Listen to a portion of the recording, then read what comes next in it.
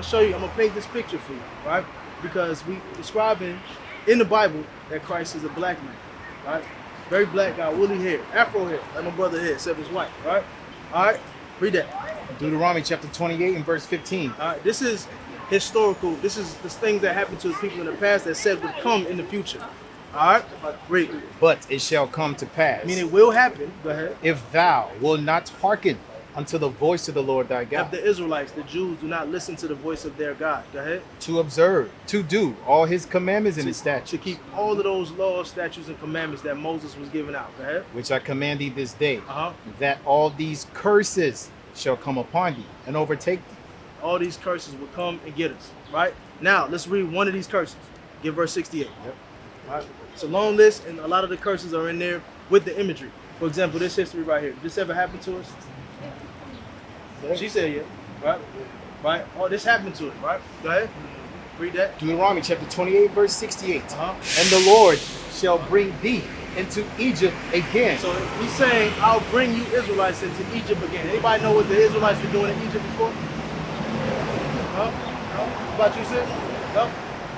Let's get there. Let's go to the Bible and find out what the Israelites were doing in Egypt. Go ahead. Exodus chapter 20 and verse 2. Mhm. I am the Lord thy God, which have brought thee out of the land of Egypt, Mhm. out of the house of bondage. So they was in bondage in the house of Egypt, right? So if God is saying, as a curse, I'm gonna send you back to Egypt, what does that mean? You're going back to slavery. There it is, right? So now let's read this curse again. Go ahead. Deuteronomy 28 and 68. Uh-huh. And the Lord shall bring thee into Egypt again What's Egypt mean? There we go. with I'm ships. gonna bring you into bondage with ships. I'm gonna bring you into slavery with ships. I'm gonna bring you into captivity with ships. Who did that happen to? What happened to us? Straight up, right? So now this is a curse. Finish reading. Finish reading. And the Lord shall bring thee into Egypt again Uh-huh. with ships. Yep. By the way whereof I spake unto thee. Just like how I'm telling you it's gonna happen. Go ahead. Thou shalt see it no more again. That's why you said you Haitian, but you're from Stockton, and we all got different customs, but we all the same people. We ain't never seen our homeland again. That's a curse that was put on our people because we went into slavery on ships. Read. And there ye shall be sold unto your enemies. Was we sold unto our enemies? Once we got them shit, he don't want to say it. Why you don't want to say it? Huh?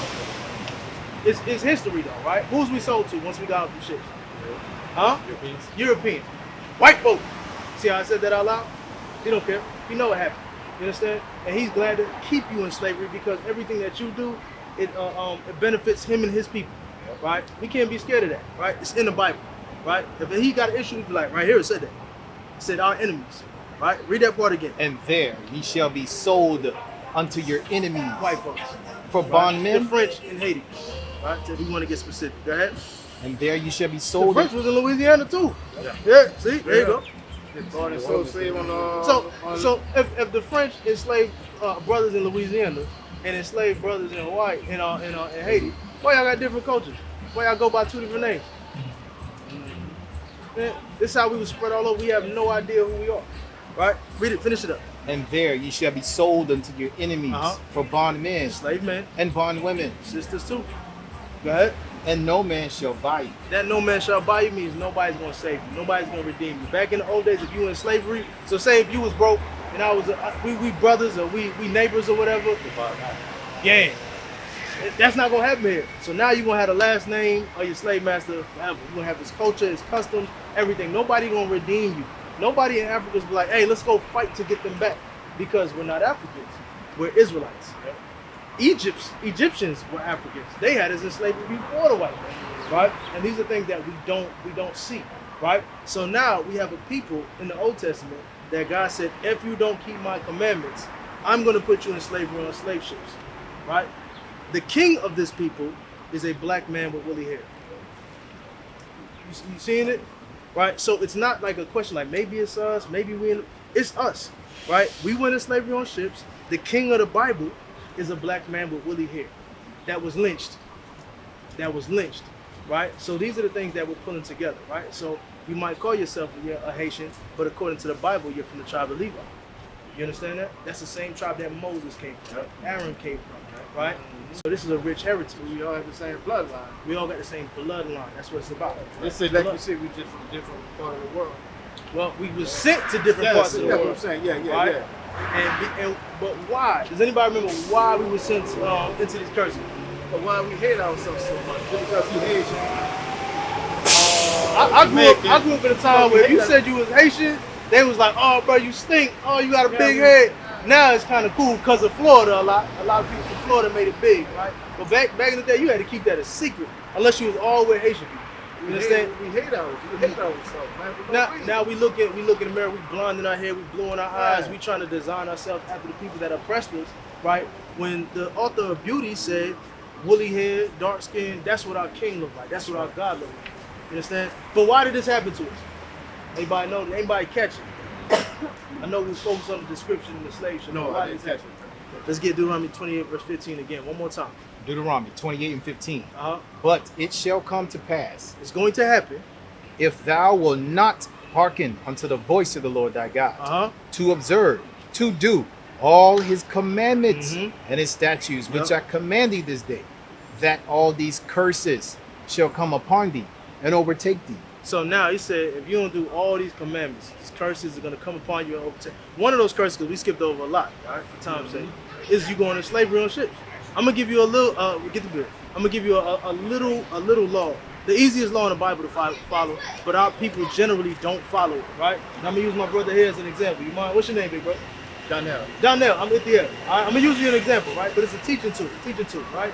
Read that for me one more time. Leviticus chapter 21 and verse 5. Uh-huh. They shall not make baldness upon their head, Mm-hmm. neither shall they shave off the corner of their beard. So now, right, the Bible says if you're going bald, it's different, right? But we are not to make baldness on our heads or shave off the corners of our beard. That's why you see the brothers here. However our beard grow, that's how we got it. Some people like, you see that right there? Yeah. I be trying to brush over that all the time because I want a full beard. Just don't happen, but I can't shave it down. You know what I mean? You can lower your beard, but you can't shave it down. You cannot destroy the corners of your beard, right? Can you grow a beard? You can grow a beard. I see it. I see it. He's lying. I see it, man. No, it's just coming. Huh? It's just coming. How old are you? Sometimes. Oh man, you gonna get a little further. Don't shave it down, right? Don't shave it down. You big, man. You can take drinking milk, man. The heck is this? All right. Now, so that's the easiest law. What do you got to do to keep that law down there? You lost. In order to fulfill to not break this law, meaning to not shave off your face, not shave off your beard. What do you got to do? That's it. How much effort that take? Not at all. You gotta wake up. But sometimes Uh-oh. the job that you on the job, like the word, the job makes you sick. So we also, if I don't shave, I don't eat. You see this beard that I've been working on with this bald spot right here? I was in the military with this beard. Do they allow people to grow beards in the military? So how do we do this? Get Zephaniah 2:1. And get Daniel 1:8 first. Nah, just get Zephaniah 2. I'm gonna show you why we do it, right? The reason why people can oppress us in the manner that that they can is because one, we don't follow the laws, and two, we don't get together. Right? Read what you got. Zephaniah chapter 2 and verse 1. Uh-huh. Gather yourselves together. Yea, gather together, O nation not desired. So it says for us to gather ourselves together. I could not have been in the military, right, and grew my beard and helped keep these laws while I was in uniform, right, if I didn't have brothers around me as a nation. You understand? So now with that nation, we have power. We can use things, we can go official routes, official channels. When I say, hey, this is my religion and I need to grow my beard, they know I'm serious because now I have a nation behind me, right? Instead of me just being like, hey, I saw this on YouTube, I'm gonna grow my beard out. And they be like, you just playing around. They know I'm serious, right? So if you in Louisiana, you can reach out to the school, begin to learn, and they can help and assist you as a nation would. You understand? Right? Same thing, right? Get for me, is your wife? No, my Fiance. All right, perfect example, right? Because you're making the moves. Get Hebrews chapter 13, verse 4. Right?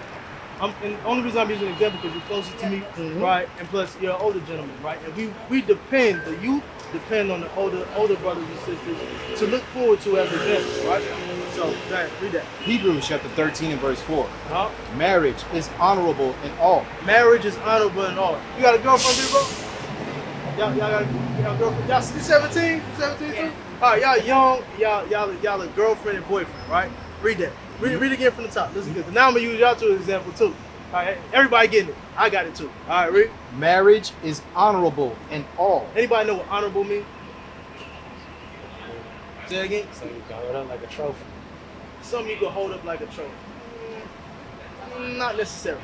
It's something that's respectable, right? So while you can't hold it up like a trophy, but it's something that's put in prestige, right? For example, I can hold up an ugly cat like a trophy, but nobody gonna honor that. You know what I mean? This is my favorite cat. You understand? Something that's respected. God says marriage is honorable, right? God ain't saying, oh man, boyfriend, girlfriend, jump off, even fiance, right? But if you're making a move, that's the right move, right? Because, read it again. Marriage is honorable in all, Uh-huh. and the bed undefiled. And whatever you do in the bedroom, when you're married, that's not unclean. It's lawful. It's good to go, right? Read. But whoremongers, But whoremonger, you know what a whoremonger is? It's a brother trying to sow his royal oats, trying to get it in, right? They be right over there at night. All right, I'm telling you. Read. but whoremongers and adulterers, God will judge. God will judge them, right? So now I want y'all to take a look. How is God judging the whoremongers and adulterers? Any example? I can tell you a stat. Black people in the AIDS rate, they're at the top of the list. STDs, STIs, single parent homes, baby mama drama, we at the top of the list. That's all stuff that's destroying us as a community and is judging us. That's how God is judging us, right?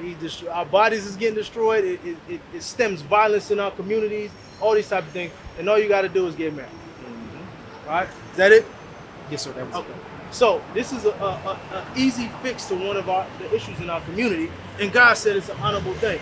So why is it that we as a people aren't doing it? Right? Why is it that our parents are like, oh, you a young man, you're not old enough to grow a beard, even though I think you can, right? But you can have a girlfriend. It becomes the culture of the place that we've been enslaved in, right? So the white man is up there, he got a girlfriend. When you young, you might watch the Wonder Years of the Brady Bunch, and they got a girlfriend and boyfriend, so you grew up thinking that. Now we teach our kids that that's okay. You understand? We're not teaching our kids that marriage is honorable, not even in the church. No. You understand? So these are things that we can apply as a community to strengthen ourselves and to please our God. What is a nation?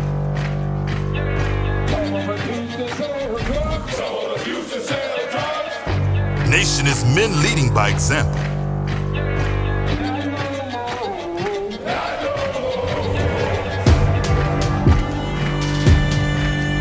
Nation is family.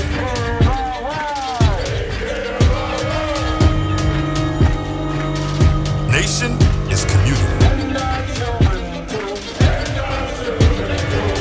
Nation is children with role models.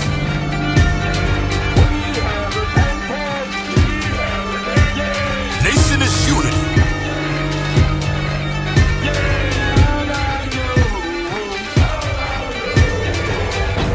Nation is you. And finally, my brethren, be strong in the Lord, His word,